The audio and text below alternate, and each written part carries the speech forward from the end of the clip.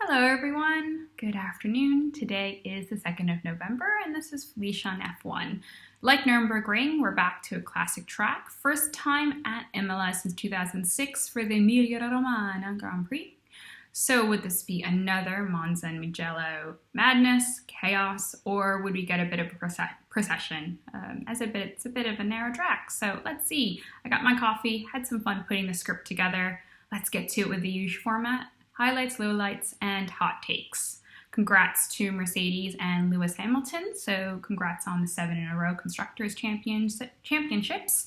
And Lewis Hamilton for another victory. Mercedes with a 1-2 with Lewis and Bottas. Congrats to them. Daniel Ricardo, second podium of the year, another third place finish. Congrats to him and Renault.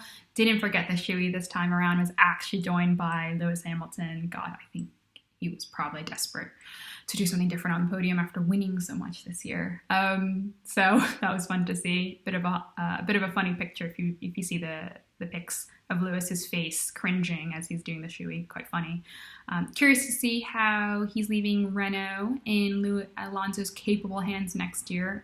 Very curious to see the development of the car for 2021. Considering the strides that Daniel's made. Congrats to, I'm not gonna say congrats, but shout out to Daniel Kvyat for securing that P4 and that second top 5 finish in a row for AlphaTauri. Considering that Kvyat's getting dropped next year, good on him for a good result. Something to point out and highlight, the Red Bull B team has done a better job in the 3 Italian races than both Ferrari and Red Bull. So points tally of 45 in favor of AlphaTauri to 15 to Ferrari and to Red Bull. Quite crazy stat.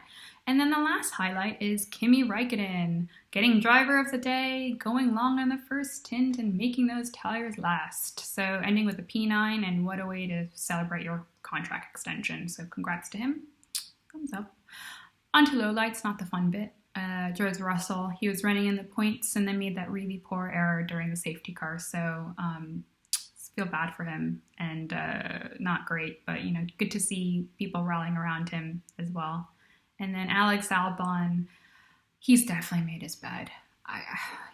He needed a miracle this weekend, and then he could have had that chance with Max crashing out, with the DNF, and then he had the error and locked up on his tires and spun and finished in last place.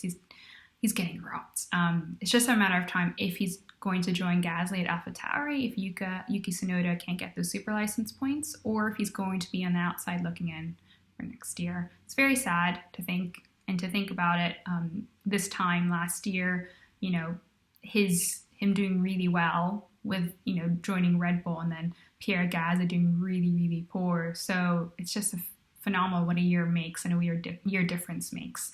And to kind of highlight a little bit more about the Red Bull program and how they work with 2 drivers, how they can't work with 2 drivers as well.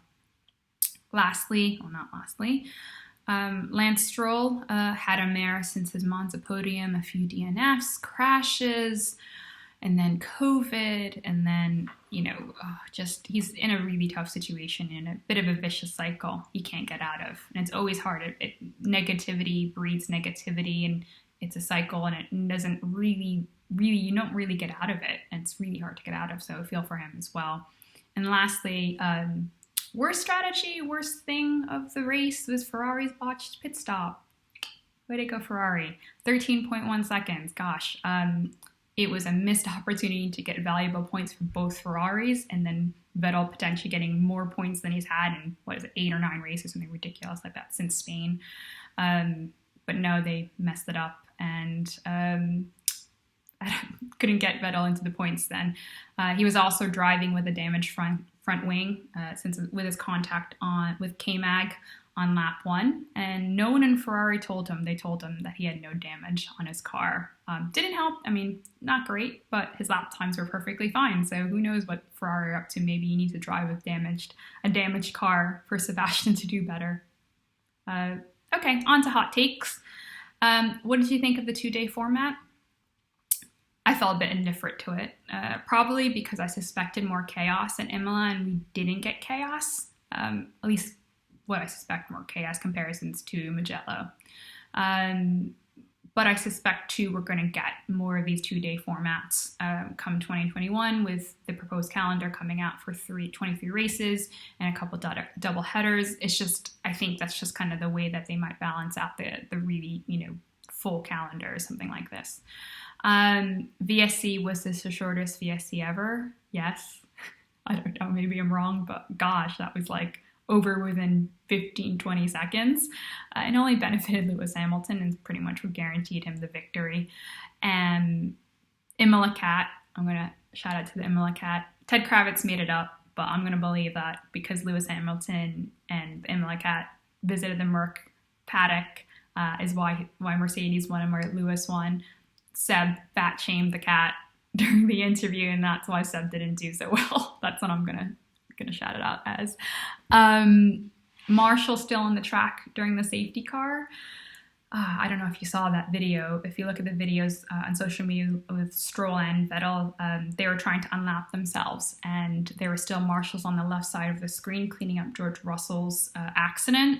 Really scary moment. Thank God no one was hurt. But something to point out, and I'm sure the media pointed out to Michael Massey in follow-up questions or interviews, but a really scary moment that could have been avoided properly. Again, thank God no one was hurt.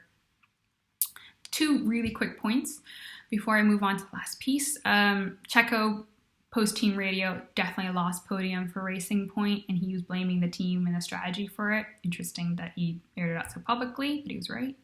And then the tire management, just to kind of highlight, what Kimi did on the first stint, and then even Seb did on the first stint as well.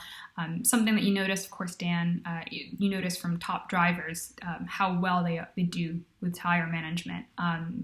I don't know if we've ever thought about this in analysis, but it's just something to point out as well to you guys. And then the last point is congratulations to Mercedes, winning 7 in a row, breaking Ferrari's 6-in-a-row record. So I want to know, where does this put them into other sporting dynasties? This is not just a Formula One thing. I want to talk about other sports globally, the US, the UK, Australia, India, wherever. Maybe this is content for another video. But I want to throw this out there. What do you think? Are there other teams you want to compare Mercedes to? I want to take a look at this more closely.